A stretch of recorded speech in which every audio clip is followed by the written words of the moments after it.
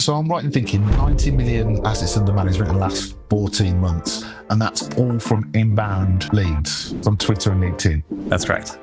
Incredible. That is incredible, isn't it? Anyone that's coming through now or wanting to sort of increase their performance and advise, what would the 3 key tips you give them right now to say, right, do these 3 things and that will make you more successful? I think the number one would be decide who you want to work with, because I think that bleeds into everything, right? It bleeds into your day-to-day, it bleeds into your marketing approach. The second one I would say is there's so many ways to access investment management these days because of what AI is doing to, potential our industry as we go forward. I think the human element is critical, right? Offering more than just investment management has been the number one driver of referrals. I think the planning, the tax consulting, the professional coordination that I do with estate planning attorneys, CPAs, that thing you just don't find very, very many places. So find your differentiator in what you offer for clients. How much of a threat is ChatGPT to advisors' futures, do you think? I think it's delighted to introduce Mark Cecchini. So welcome, Mark, to the podcast. Thank you for coming on. How are you? I'm doing well, Tony. Thanks for having me. Excited for it. How have you gone from an advisor that's been in the industry for 12 years, 35 million 14 months ago, and now sat here in front of me with 125 million? And I believe your average client age is 39 as well. So a lot of longevity in that climate. Yes. How have you gone from that to where you are now? Yeah, happy to go through that, and thanks again for having me. I mean, this is a big part of my life, and so I enjoy telling stories and hopefully be helpful to someone, even younger advisors who are still getting started in the industry or may not be as a business developer as I am. So really the things that were inflection points for me were, I've always led with strong planning and relationship management, right? I think everyone on the call would argue that by itself can get more clients, right? It's just serving clients really well, being responsive, being proactive, being fun to interact with, right? I think is a key focus of mine. But also the things that were inflection points for me by far were social media and establishing a niche, right? So in the last I'll say 2.5 years, I decided, I've had all this knowledge built up, right? I need to share it, right? I need to share it with someone. At first I was terrible, right? My post got no traction. I was screaming into the void, not getting any traction on both X and LinkedIn. So formerly Twitter, now X and LinkedIn have been my 2 primary platforms for sharing content. But I just started spewing out everything I've ever learned, right? And everything I was working on and sharing very openly, not only professionally, my wins and losses, but also personally, right? And being vulnerable about my journey through, my first child and that sort of thing. But the people that I'm speaking to are in the same phase of life that I am for the most part. It's 30 to 50-year-old entrepreneurs, business owners, tech employees, and crypto employees. So those people have a couple things in common, one of which is complexity, right? A very high degree of complexity in the form of stock options, restricted stock, pre and post liquidity event, obviously very complex tax issues that come along with those things. But also the phase of life that they're in, right? They're buying houses for the first time, they're getting married, they're having children, maybe their second or third child. So all of those things being relatable, creating a brand on social media, and then being accessible, right? Letting people book meetings with me directly with a screening process, of course, and then leading with a very comprehensive service approach, which includes, portfolio management, financial planning, and tax consulting. Amazing. So did you have a point where you thought, was it a case of you thinking I've got to generate more clients, or it was just I want to be more active on social media, or a bit of both? What came first? Was it I want to win more clients, or I want to be more active on social media and share my story? I think it happened a bit organically. I worked in the startup world in wealth management for a little bit. So I was part of 3 companies, pre-Series B, one was pre-seed round, very early stage companies. And I was required to do content for them, right? So whether it be blog posts or just, using my old Twitter account and dusting that off, getting that active again to promote our content and so financial literacy and everything else. I've also been a teacher for 6 years. So I teach other advisors who are trying to get their CFP designation. So it's a natural thing for me. And I think just sharing and educating is my number one priority.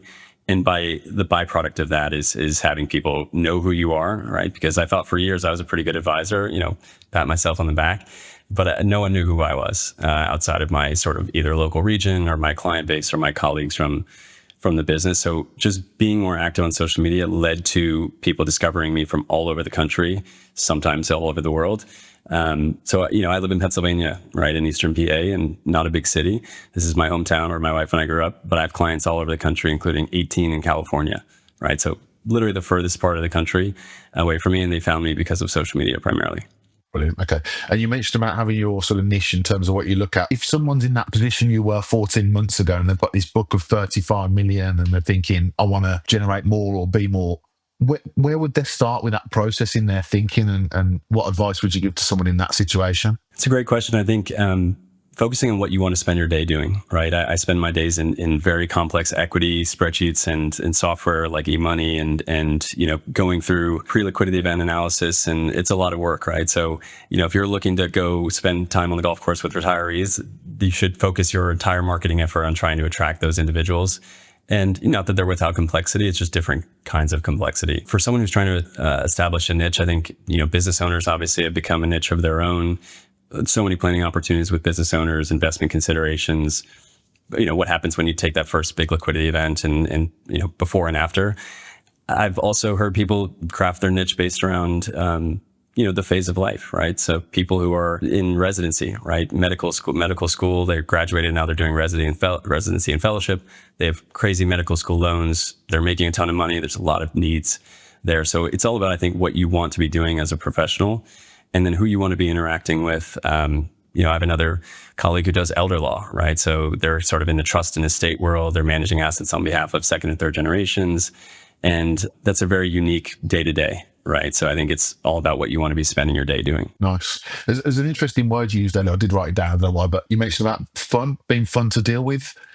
Which obviously, if you talk to people about being financial advisors, it's not something that someone outside of financial advice would think of, is it? But how important is that element, do you think, to get buying from people? I know you mentioned vulnerability fun, all these different things, which are really, we'll go into AI later on, but these are really human, important things for connection, aren't they? How important do you think that is from a perspective of how, why people have come to you? Because obviously people, it's not just about your social media. There's something there why all these people are coming to you. How important do you think those human elements are? I think they're increasingly more important than ever, particularly with certain elements of what we do being commoditized, right? Whether it just be because there's so many ways to access investment management these days, because of what AI is doing to, potential our industry as we go forward.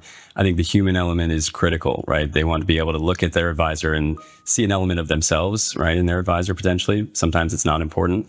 I have clients who have come to me because I am younger, right? Because they're older and they want someone who's going to survive their retirement and maybe even their passing. So I think wanting, and I'm pretty proactive with clients. I always tell people up front, this is not a once a year relationship, right? This is a multiple times a year. You're going to be hearing from me on the email, on the phone, and Zoom meetings. And so you want that to be someone you want to interact with and, share your life with them. I ask very intimate questions, and we're dealing with very sensitive things, right? Whether it's money or death or taxes. I think relatability and having someone you enjoy hearing from and enjoy getting on meetings, because the last thing I want is my clients to dread meetings with me because I'm going to tell them to not spend their money or, don't buy this big property on the beach. They want to hear from me and be glad to get an email from me as opposed to dreading it. It's interesting. I mean, I'm fascinated by this because I think business development and developing clients traditionally in financial advice has been, networking, shaking hands, dinners, all those sort of things. And I think it seems we're a little bit behind the times in terms of the big, social media, and you're an example of that, really. Your history then, when did you sort of flick that switch to become a business development, success, I guess? Because historically, I believe, just going back a little bit on your history, you were a service advisor before, is that right? And then you suddenly, just tell us a little bit about that switch from service advisor mentality to business development guru.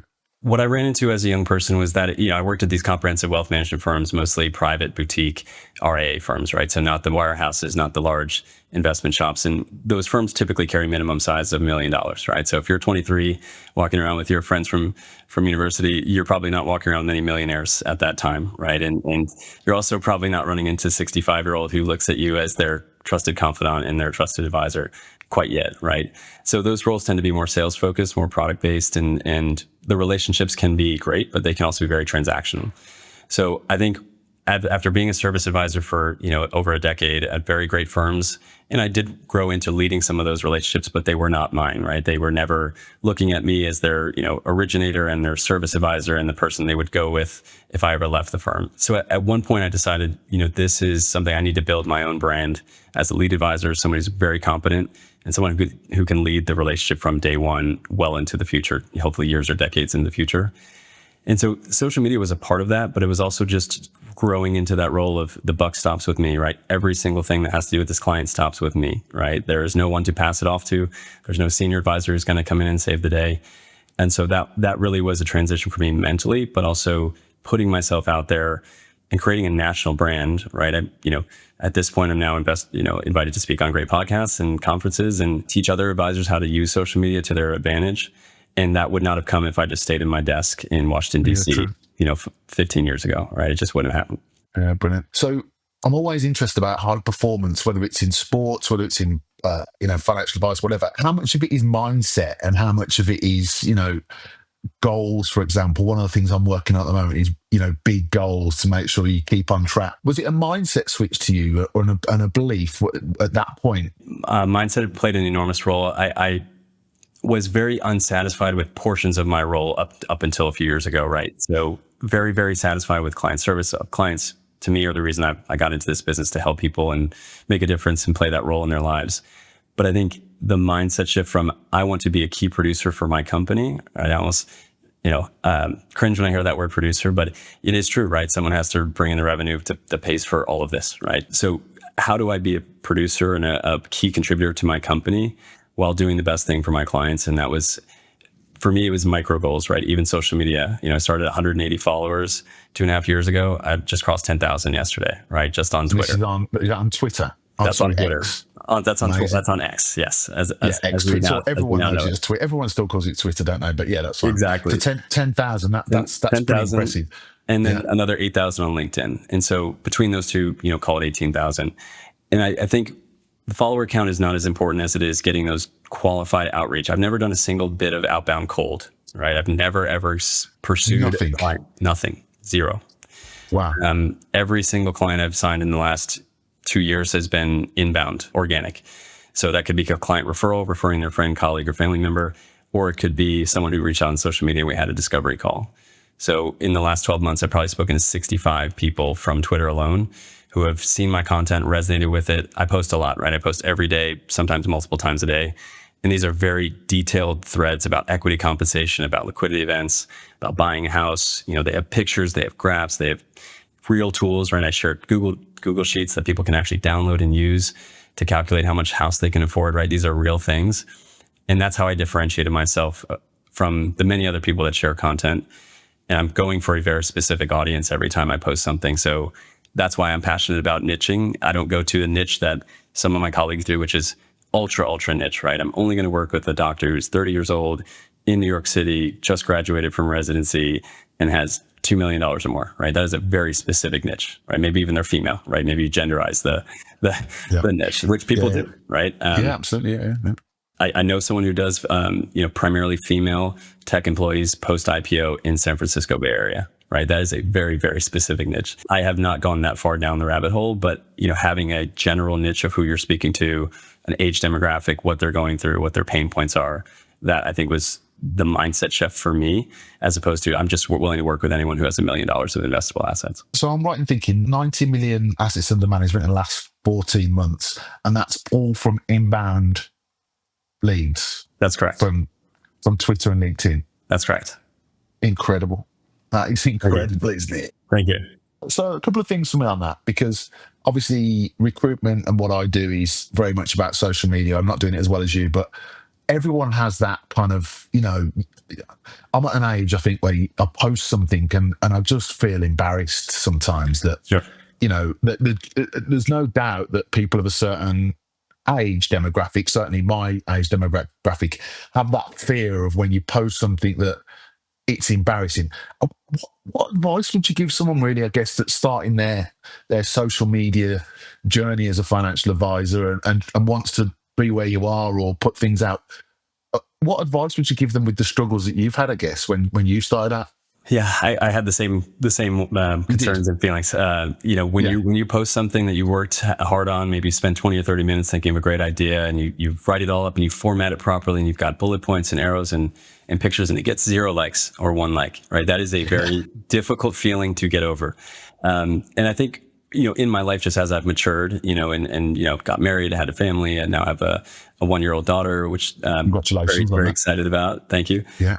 I learned to not have FOMO anymore and not care about what most other people think, Yeah. right? Most people are not thinking about you the way that you're thinking about you. And it's easy to say that. It's harder to execute on that. But I think once I started to get, 180 followers turned into 300, turned into 500, turned into 750, you hit that 1,000, you're going, okay, maybe there's something here. It's consistency. It's showing up every day in someone's feed. I know I have a lot of other advisor followers, right? There's no question that a decent chunk of my following is other advisors because they've seen my success. They've seen that they can learn from me.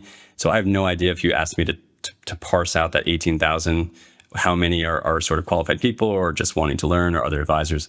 What I do know is that getting over that and then eventually being looked at as a subject matter expert, right? I really, equity compensation is extremely complex, right? And I think if you talk to 10 advisors, maybe one of them would say, yes, I'm pretty well versed in stock options and RSUs, or even PPUs or crypto or any of these very, very niche things. And so when you start to be looked at as the expert on that thing, people are going to follow you because you're different than everybody else. It's not just a Roth IRA.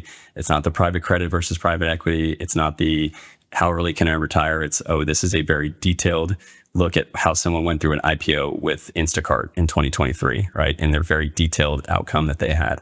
So that's kind of how I did it. Yeah, good. And what about? I know I'm sort of raising fears that I've had from people because I'm obviously one of the things when I'm talking to people, I want to make everyone better by giving them advice, whatever it may well be. So this is an area I've really pushed people down.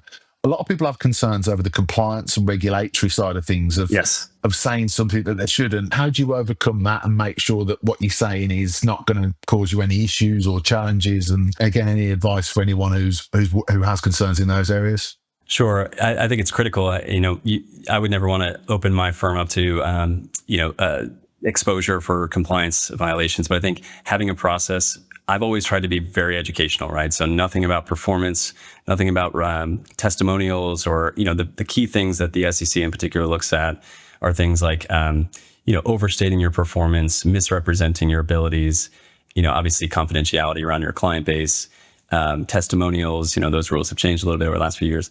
But I think just going down the fairway and being educational first is how I've been able to, keep those concerns at bay and also having an internal firm process. So at my firm, Quadrant Capital, we're a $2 billion RIA in Eastern PA. We're under the Focus Financial Network. So we have a lot of layers of, hey, we want to keep our lawyers happy, right? So we have a process, we have an internal checklist that's directly made by the SEC marketing rule, all these different things we have to checklist. So I try to get most posts, not personal posts, but things that are any related to clients or knowledge work. Those are all reviewed and approved ahead of time. So, I think the SEC wants to see that process. And so that if they ever came knocking, okay, there was a process, maybe there was something that we didn't like in there. Okay, it's a slap on the wrist. Don't do that again. Hopefully no small fines, but those are the ways that I've seen it done well. Yeah.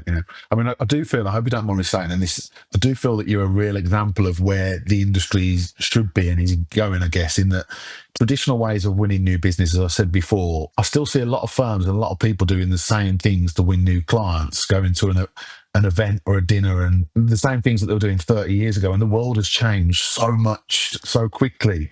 And I think you're a great example of how that works. I'll throw one statistic out, Tony, that might shock you. Yeah. Out of my 50 clients, I've met 5 of them in person ever. What? It is an almost entirely virtual practice. Okay. Yeah. So I'm really surprised at that, actually. But I guess, is that what they want? And that's what they're, I guess we live in a virtual world now, don't we? We've got businesses that are run completely virtually. It's not necessarily what they want. I think sometimes I've heard from people that they still want the in-person presence, but I think increasingly now people are willing to pick the best person for them regardless of where they are, right? And I'm going to absolutely. I'm going to San Francisco next week. We'll meet another half a dozen of my clients for the first time. So I'm making the effort to go and make that in-person connection because I think it's invaluable. I'm not a, only remote, only Zoom guy, right? I think I would love for all my clients to be within an hour radius of me. It just doesn't work that way.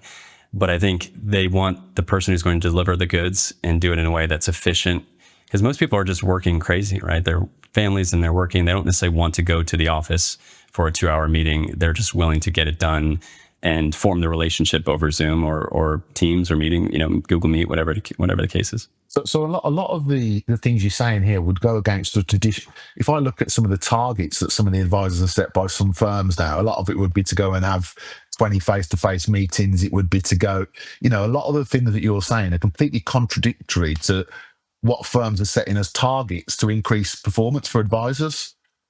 So in a way, I'm looking at what you're doing, and you're thinking, if you own a financial advisory firm now, should you be saying get 3 LinkedIn posts out, 3? It's really interesting that the market hasn't changed with the world. I don't think is what I'm probably trying to say, is that you've still got Right. people saying for targets for business development, as I say, go to 20 networking events a week. So what you're saying, if you were running a business now and you were trying to get an advisor who was to increase their performance, what KPIs would you set them every week? I think it's to say that not the things that you mentioned are not working anymore, right? I think those things still very much work, right? And I network a lot with other advisors. Everything is going to be different for each advisor in terms of how they work. They might be extremely active in their local community. The other advisors in my office, there's 8 colleagues of mine who have client relationships here. They're very active in the golf community, right? They go to their country club, which is right down the road. A lot of their business comes from networking and having those deep relationships from the golf course, from the clubhouse, from the local, United Way Foundation that they serve on the board of. So those things are still very well alive and well. I think for someone who's young, who may not have those interests, or, I don't spend a lot of time on the golf course. I love golf, but, typically in here grinding most of the time. Just out of interest, Mark, what do you play at? What's your handicap? Oh my gosh, it's in the upper teens. I'm not a good golfer. You're still better than me. You're still better than me, don't we? Anyway, carry on. Don't let me pretend I'm a good golfer. And I love getting out there. It's just not where I'm going to find success in my practice today. And I think social media is often pitched now as a magic pill for success. And I want to make it very, very clear. I've worked my, off to get any sort of following, and it's been hard, right? It's hard to get the algorithm to pick up your tweet when the rest of the world is, worried about Gaza and the White House and, all these different geopolitical things. Yeah. It's really hard to break through that noise. And I've worked at it for over 2 years, right? So even though I haven't spent money on my marketing, I've spent a ton of man hours, right? Just in the lab, working on content inside of it, outside of business hours. So I think that should not be viewed as this easy thing. I haven't done any video, right? I've done no video. I've done no podcast that I've hosted. I've been on podcasts like this one.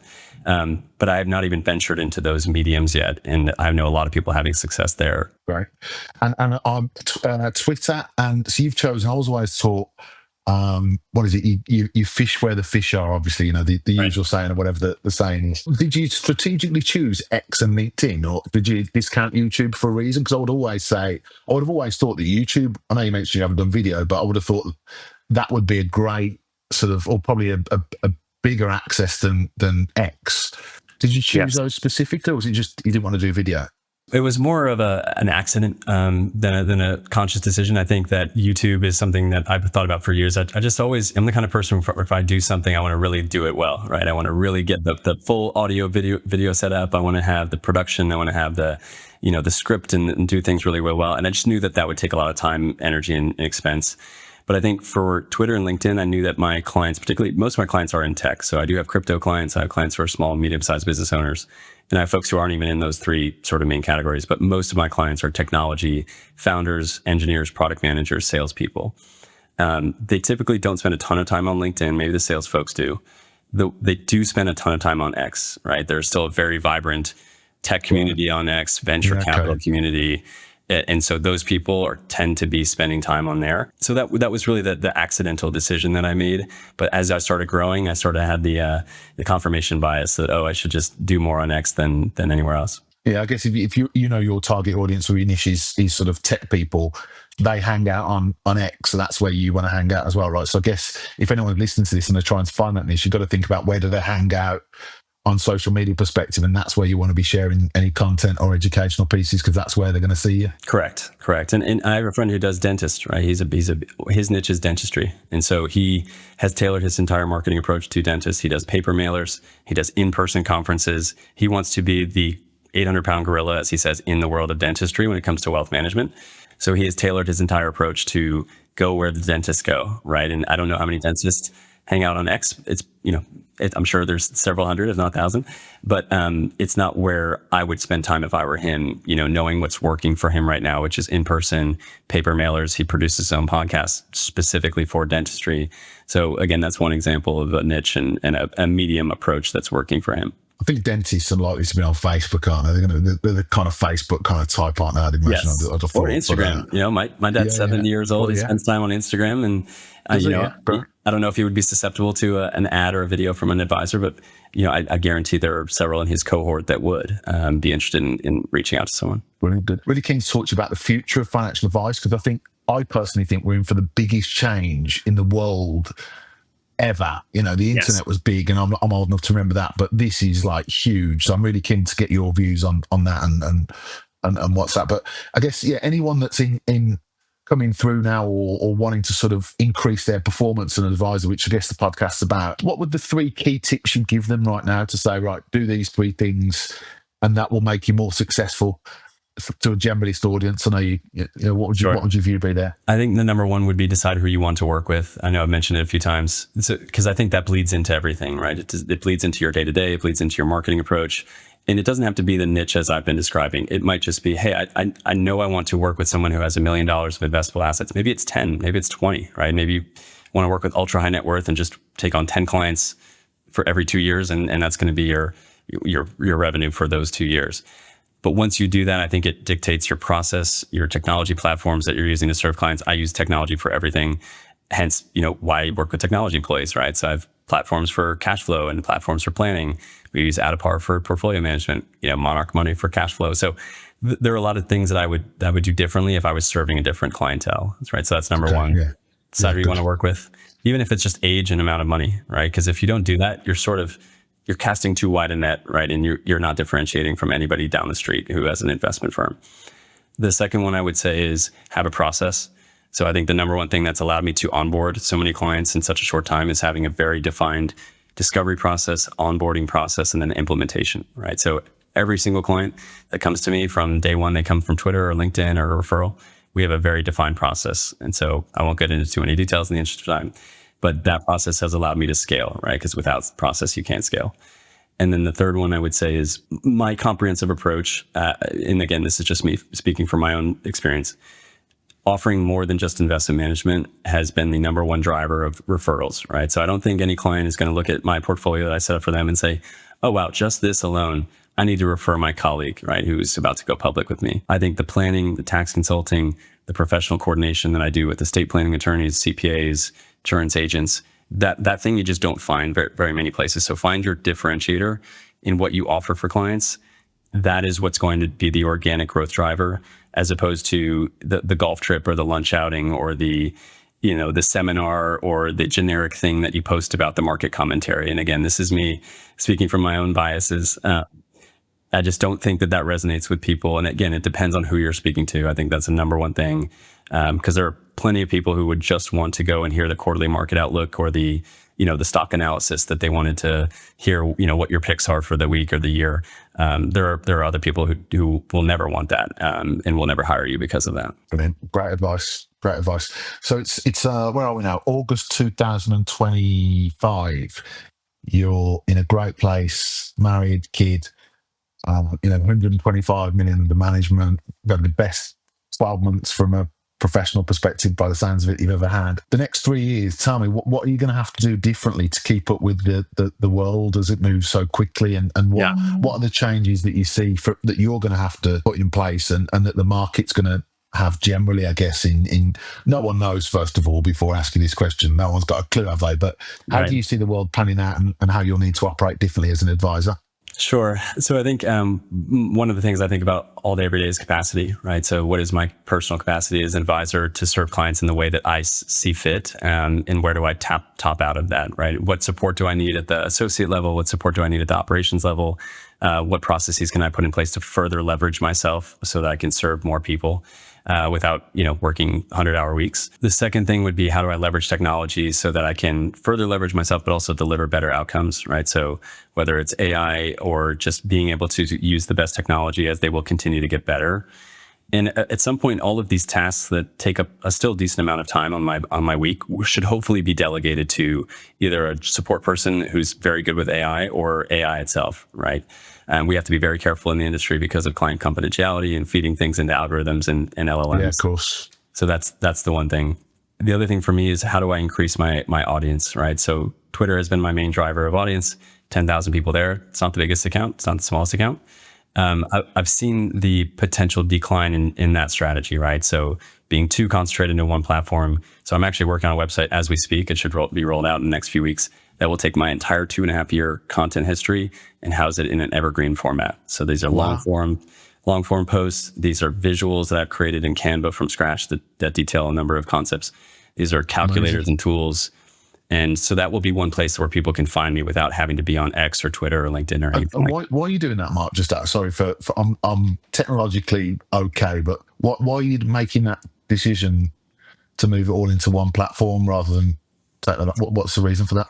So part of the reason is all of my good content and bad content is now it's sort of locked in the Twitter algorithm, right? So it's all buried in, because it's very surface level. Once you see a tweet, click on it, like it, then it's down, right? It's down your feed. It will never probably be seen again.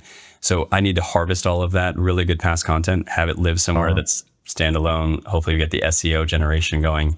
And AI will have a lot to say with that, right? So some people might be asking, well, why is he doing this in the age of AI where everyone's just going to go to ChatGPT and ask their question? Well, maybe ChatGPT has my website scraped, right? And then they spit out my name in ChatGPT. Nice. But I think even just in the prospect process to have something I can send to clients, say, hey, here's my website if you want to learn more about me. And then we'll have the live meetings.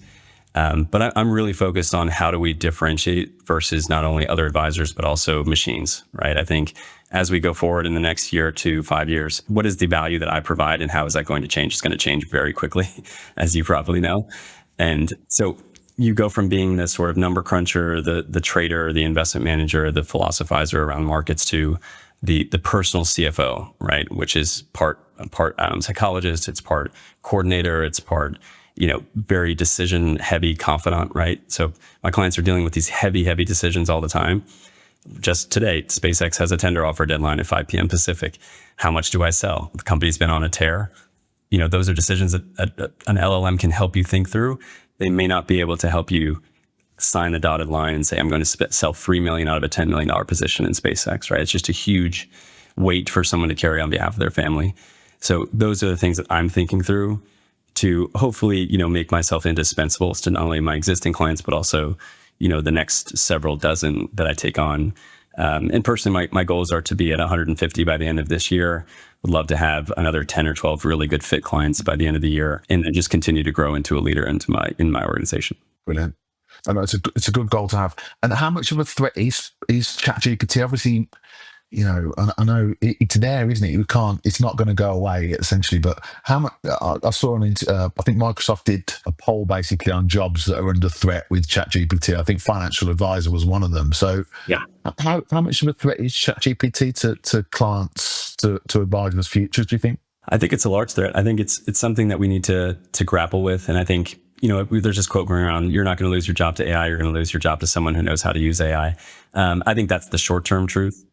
I think the long term, we very well may be obsolete, right, at some point. But I think what won't be obsolete is the human element, because take something like the IRS, right? In the US, we have to deal with the IRS. So until the IRS gets on the technological wave that the rest of the world is, you are still going to have to filter your taxes through the IRS. You can have the best LLM, the best advice. You're still going to need to deal with the IRS and whatever the government's using at the time. So those are things that we have to our advantage now, where if how to interact with the IRS, how to tax plan, how to do a 1031 exchange, how to do these complex equity modeling, LLMs are going to be able to do the numbers part of that. They may not be able to execute, and they may not also be able to know your personality, your family history, your views on work, right? Those, you can tell them that. I just think some of it is still that little 10 or 20%, I think will persist for another decade or two at least. Fantastic. Mark, you've been great. I think I probably talked to you for like hours and hours, but I do try and keep these to 45 minutes, I think. But that's been great. I think in terms of what you've done, I think it's exactly, I can't tell you how brilliant it is to see. I think this is where we are, isn't it? I suppose, educational is really important. important, I suppose. And if people want to use you on the back of the education you provide, then it's up to them. But at no point are you pitching or selling to anyone, which I think there's nothing, no one likes being sold to, do they? And I think the fact that if we can all educate each other to be better, and if someone wants to use us on the back of us educating them in a way that works for them, I think your approach is the future and what should people should be doing. So well done on what you're doing. Before you go, I do have to ask you two questions. So for any advisors that are coming through now, or any advisor looking to increase performance or get to where you are, is there a book that you would recommend to someone that they could read that might help them on their journey? Yeah, I think one of the books that was transformative for me in my early days. So I went to college for this too. I didn't mention that, but I actually went to school to be a financial planner, which I think is unique. And I didn't just get thrown to the wolves in the insurance world. But The Trusted Advisor was a book, very short read, but The Trusted Advisor, really, really, evergreen piece that I think will just it withstands the test of time in terms of relevancy. In that coupled with The Go-Giver, I think it's just one of those things where it's how can I serve other people? How can I pay it forward? That's how I've tried to live my life. And it's come back to me in karma, several times over. And I just think that can't be understated. So the combination of those two books, I think has been critical for me. Are there any podcasts you'd recommend? Anything that you listen to that helps you? Obviously this one, Mark, but apart from this one. Obviously this one, the other ones I listen to, Thomas Koppelman has a great podcast called The Long Game. Thomas is a good friend of mine. He's really the pioneer in using Twitter as a mode of spreading his brand and his client acquisition. So The Long Game is great. Michael Kitces, of course, not high performance. That's yours. Financial Advisor Success podcast. And, those kind of things, those podcasts are really great for people in my position. And I think what I would also leave everyone with is that it's never too late to reinvent yourself, right? I think if you asked me 3-4 years ago, what are you known for, right? And what am I known for today? Wildly different, right? And wildly different among different groups of people. I think the number one thing I've learned from social media is that by the time someone gets to me to have a full onboarding discovery call, they feel like, and these are people that have told me this, they feel like they know me already, right? The guard is down, right? They're not trying to, put a shield up for any salesman or insurance or investment salesperson. The guard is down. Let's talk business. Let's talk what it costs. Let's talk how I can solve your problems. It's already down. Amazing. Mark, absolutely brilliant. Congratulations on your journey so far. I'm really looking forward to watching it in the future as well. Thanks for being a guest today. If anyone wants to link in or follow Mark on Twitter, it's Mark Cecchini. Lots of good content on there. Don't copy it, but you can follow his style if you can. But yeah, Mark, thanks for being a guest. Really good to see you. Thanks, Tony. I enjoyed the conversation. Thanks, mate. Thanks, cheers. Thank you for listening to High Performance Financial Advisor. If you found today's episode valuable, make sure you subscribed on your favourite podcast platform so you don't miss the next one. Until next time, keep performing.